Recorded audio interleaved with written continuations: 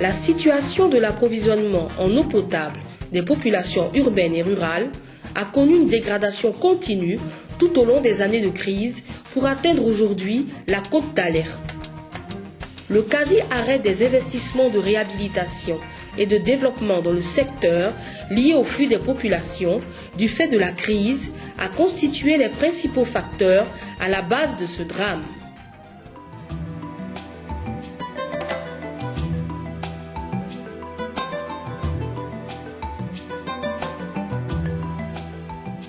Au niveau urbain, la situation est préoccupante avec le cas des grandes villes que sont Abidjan, Daloa, Korogo, Bouaké, Mans, San Pedro. À Abidjan, le déficit est de l'ordre de 25%. Tous les quartiers sans exception sont touchés. Les quartiers dits précaires sont en particulier de la ville d'Abidjan.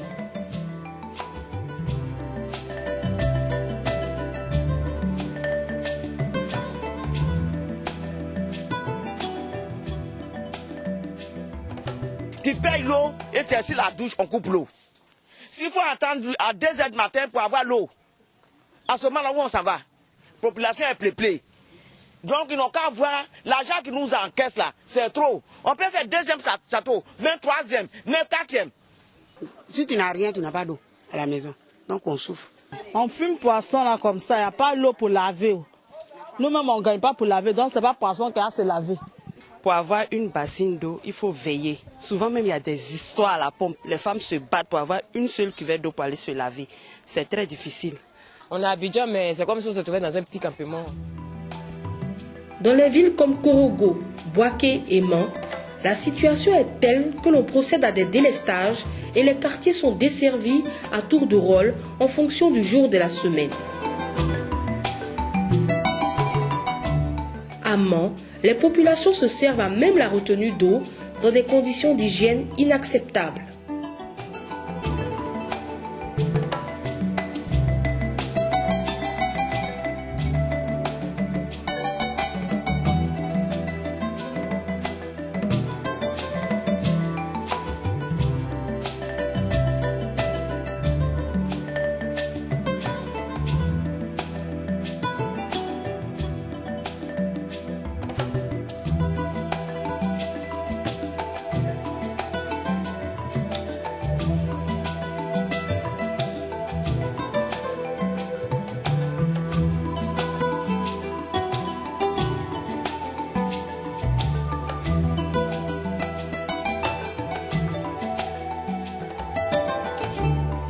Les cas les plus dramatiques se posent dans les localités disposant d'infrastructures d'approvisionnement en eau potable où les sources de production ont tari ou dans des bourgs de plus de 15 000 habitants encore alimentés par les pompes villageoises alors qu'elles ne peuvent plus honorer la demande.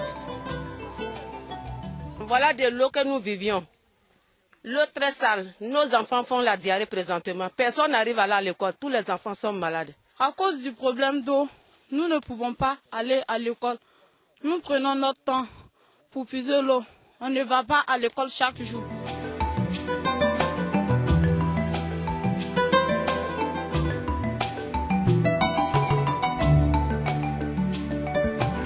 Depuis le mois de Tabatski, je suis là quand me soigner sans...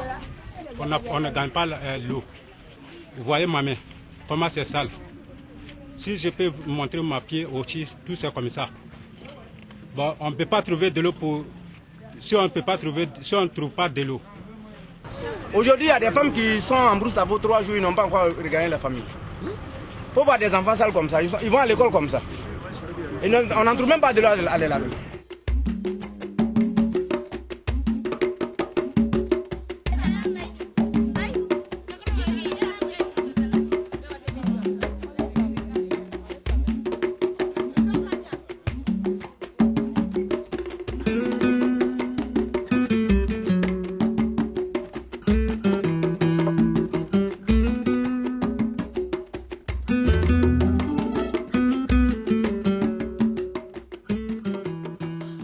Par exemple, ici au puits, ici, nous nous levons à 4 h du matin pour venir prendre de l'eau.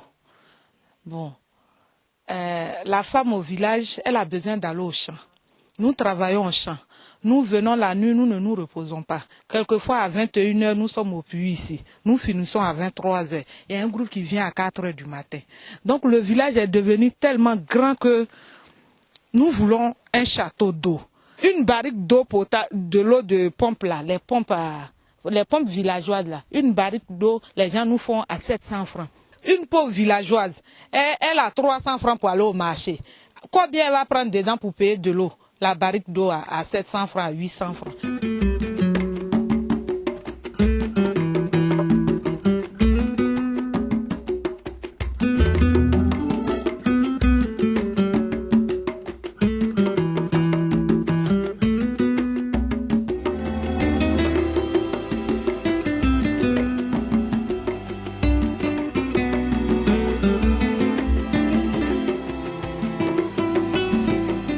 Dans les zones rurales, plus de 70% des pompes sont en panne et posent des problèmes de santé publique.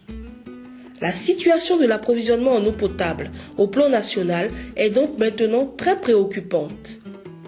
Le retard d'investissement doit être rattrapé de toute urgence. Sur 3 ans de lutte avec une ONG qu'on appelle MAP International, nous avons enregistré une centaine de cas déjà. Sur cette centaine, nous avons pu guérir 40 cas.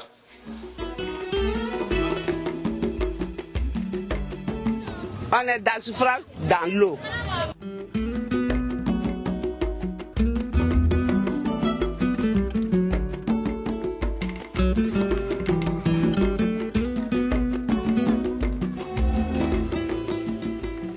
L'eau étant source de vie, toute l'attention du gouvernement devra être retenue car on pourrait arriver à des catastrophes humanitaires plus graves que celles de la guerre.